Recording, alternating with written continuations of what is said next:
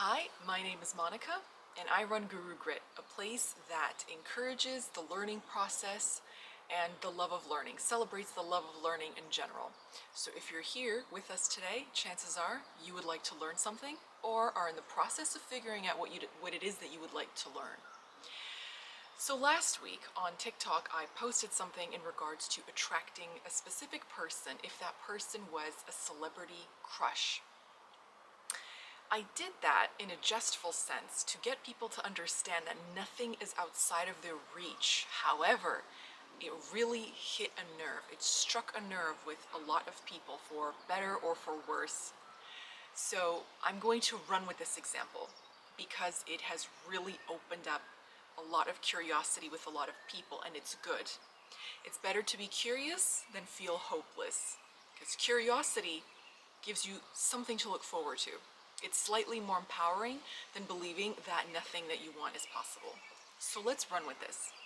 Let's deconstruct some of the tenets on why throwing light on the desire to attract somebody that feels unattainable. I won't use celebrity as an example per se, but the reason that it really hit a nerve is because most of us perceive famous people out of our own reach. You know, since you're quite young, you've been programmed to think that there's us and then there's them.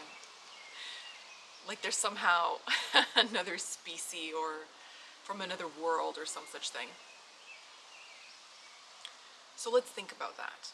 Why does that resonate so strongly with so many people? Because when you want something and you don't have an immediate reaction, you don't have an immediate way in, you cast doubt on your own desire. That's the first thing.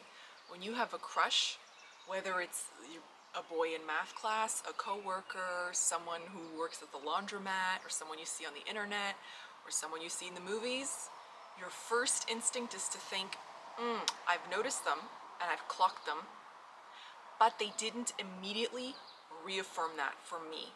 It wasn't validated instantly. So the first thing you do is you separate yourself from your own desire and you think, if they didn't notice me as quickly as I noticed them, if she didn't feel the same way about me the second I looked at her and felt about her, I'm already losing. And we have a practiced collective conscious vibration about this when it comes to people that we deem, famous, because there's a sea of us and seemingly one of them. But I promise you, they are great and high in number in any case. So that's the first thing, is you doubt yourself because you don't evoke an immediate validation. But that can be for anybody. But what happens is we get into groups and we meet other people with the same celebrity crush, and you're like, you know what, I think they're cool, I think they're, yeah, but and then you agree with each other. You agree with each other how cool it would be to meet that person, how cool it would be to get to know them or something. But what you do is you get into groups and collectively affirm the unlikelihood of that happening. Do you see? Because everything comes from you and through you. So you're projecting the impossibility of that when you find other people who agree with you. You work against yourself, but you don't actually realize you're doing it because you're having fun along the way, or at least you think it's fun. You think it's harmless, a few jokes here and there. And then it's also comforting. It's comforting when other people agree with you. You're like, okay, well, it's not just me. I'm not losing my mind because these other 50 people agree that I'm never going to marry that person and I'm never going to meet them, and but the truth of the matter is, you forget yourself, you forget your worth. Children are so inherently confident, and they have no notion of what's real and what isn't. To them, everything that they feel strongly about is attainable. Have you ever gone to a store with a child, maybe 2-year-old, maybe 5-year-old, when they clock in on something, they just have this laser focus. They want it. They want it, they're not leaving without it, and their desire is so strong, it's just so much easier to give in than to tell them that they can't have something. Everyone's witnessed a tantrum or thrown a tantrum themselves at some point. But as an adult, you start to justify it. You become too pragmatic and too logical, and you're like, yeah, but but nothing. But nothing. What's the saying? Man, with faith the size of a mustard seed. That's how much you have to believe that something is possible in order to get it. Now, whether it's a celebrity or some money or curing a condition in yourself, semantics, none of that really, really matters. The solution is the same, to line up your energy and then allow the thing that you want to come in. You're always attracting, but you can attract the lack of a manifestation as you can attract the manifestation itself. So let's deconstruct this a little bit farther. That's the first thing that you do when you want something, be it a person, whatever, a car, a house, a vacation, a handbag, it really matters not. You think, oh, it's so expensive, it's a luxury brand, it's hard to get, there's a waiting list. Is that necessary? And you say, but it's real, but it's true. It's true if you flow your energy to it. You'll see more evidence of that delay. I'm not telling you to put up a fight with the world, to justify why you want what you want with the world, but in yourself, reconcile in yourself.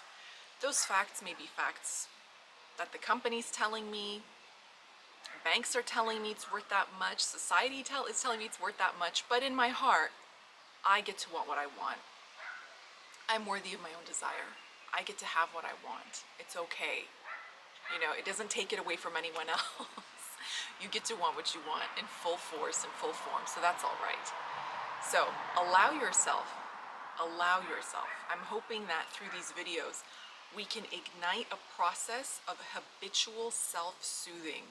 When you understand that when you soothe yourself and you comfort yourself regarding the topic, or let's say an issue, a bit of a harsh word, around the thing that you desire, you will learn to just sort of feel an easier energy around it. And when you do that, then you open the door for something nice to come into your life. The more you affirm that this is hard to achieve, no one that I know has ever done it, stop right there. I don't want to hear that story. No one here wants to hear that story. You yourself shouldn't be hearing that story either. Only focus on what you want. Everybody knows a stubborn person. And what's the first thing you think about when you think about them? How utterly annoying they are. And why are they annoying? Because they always get what they want. And I'm not saying it's right, I'm not saying it's wrong, but they're certainly doing something right because they're getting what they want. Take a page out of their book.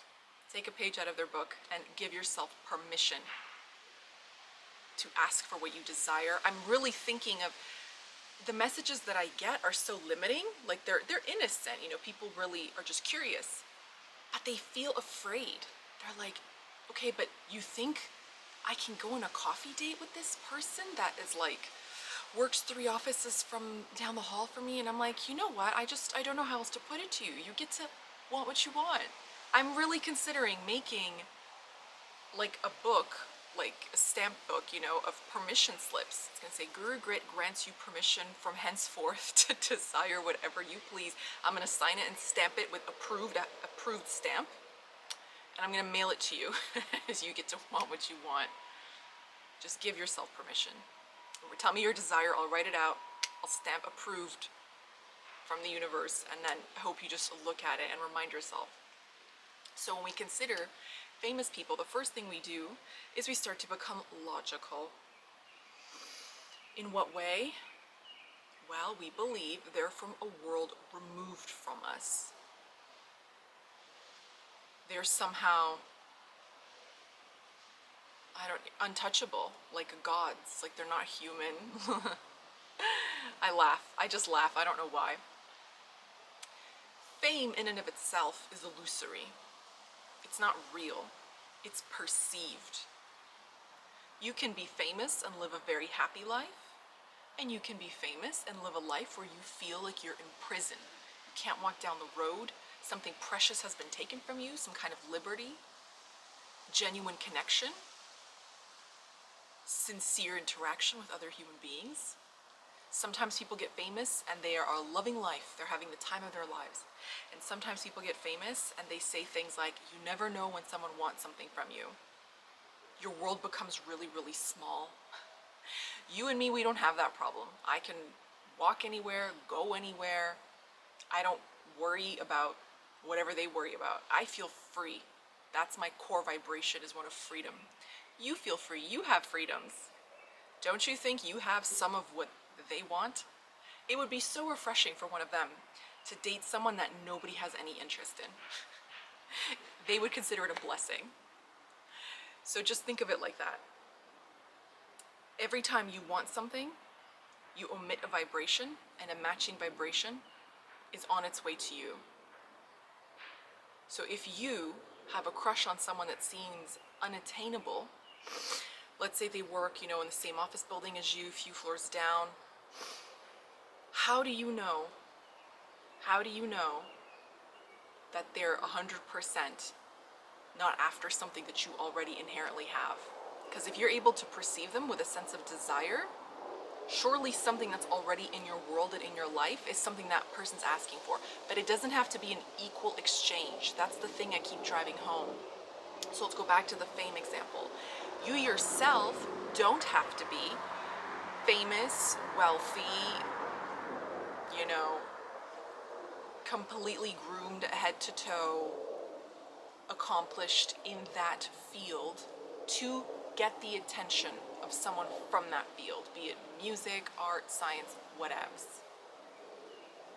But if that person is a secure person and you're secure in yourself, well, now we have a harmony, like a dance of vibrations waiting to flood towards one another. And the same thing goes for a coworker, same thing goes for whatever, right? A neighbor, it doesn't matter. You don't have to love going to the gym if they're into that. You don't have to have the same hobby, like hockey, curling, skateboarding, baseball, surfing, it doesn't matter. But if they have a hobby they're passionate about, and you have a hobby you're passionate about, do you read a lot of books? Do you knit? Do you cook? Do you garden? Do you hike? Do you rock climb? Do you box?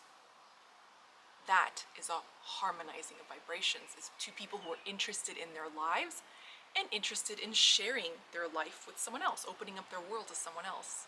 I hope this is soothing you so that you can see it's so easy. It's hard for people to believe, because as we sort of age out of childhood where everything is a bit enchanting and magic is somehow permissive, as adults we never really think that anything is that easy, and if it is, it's too good to be true.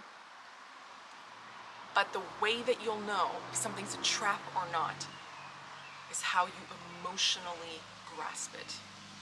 Have some self-awareness. Have some intuition. Everybody has it. Everybody has emotional awareness to some extent. You either turn it off or you amplify it. If you look at the facts, it doesn't matter if you think it's doable or not.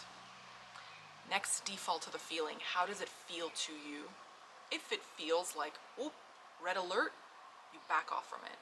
If it feels easy, playful, gentle, going with the flow, okay, put some more energy towards that. That's the path that's going to take you to the thing that you want. And this is the most important thing. It doesn't really matter how it happens. It's not your business to figure it out. This is where everybody goes wrong, myself included. I've done this for a long time. I'm a very stubborn person. I'm flexible to an extent, but I'm very, very stubborn. When I want something, I want it. And I'm too pragmatic, I'm too practical. Practicality is my idea of romance. So I'm like, okay, how's it gonna happen? Who knows someone that knows that person? Are we in the same city? Ooh, do we like the same stuff? It's like, nobody cares. Literally nobody cares. Why do you think opposites attract? That's only surface level stuff. How many billionaires marry non-billionaires? How many beauty queens marry men that we wouldn't consider tolerably perceivable to our senses? Do you know? Irrelevant. It's the vibration. Energy flows and goes everywhere. You are the key. You are what's limiting yourself from having that thing. That's the only thing. So don't figure out how it's going to be done. It's not your concern. You're wasting your precious creative brain power on something that has nothing to do with you. And this is where trust comes in. You have to learn to trust yourself and to trust life, that it remembers what you want better than even you ever have. And it's going to bring it to you. If you're tense, if you're insecure, it can bring it to you in a way that's a bit dramatic. There's other people involved, there's some fights, it's on and off. If you're trusting, it's easy. It's easy. One day they call you, one day you're in the same grocery store, you're like, what on earth are you doing here? No way, guess what? I've had a crush on you for like 6 months, and you're like, shut the front door. Boom, it blows your mind. It just blows you away. So don't worry about the how. Your business is to be in your business. It's that simple. I've mentioned it before, and I'll keep saying it till I take my last breath. The best thing I ever heard is Neville Goddard when he said, it's not your job. Your job is to know what you want and then not lift a finger to make it happen. Don't lift a finger to make it happen no more than a woman would do after finding out she was pregnant. The baby just grows itself. Her job is to support her health. That's it. Just be in your business. So I hope that this offered some soothing. I will get into more details as these videos go on.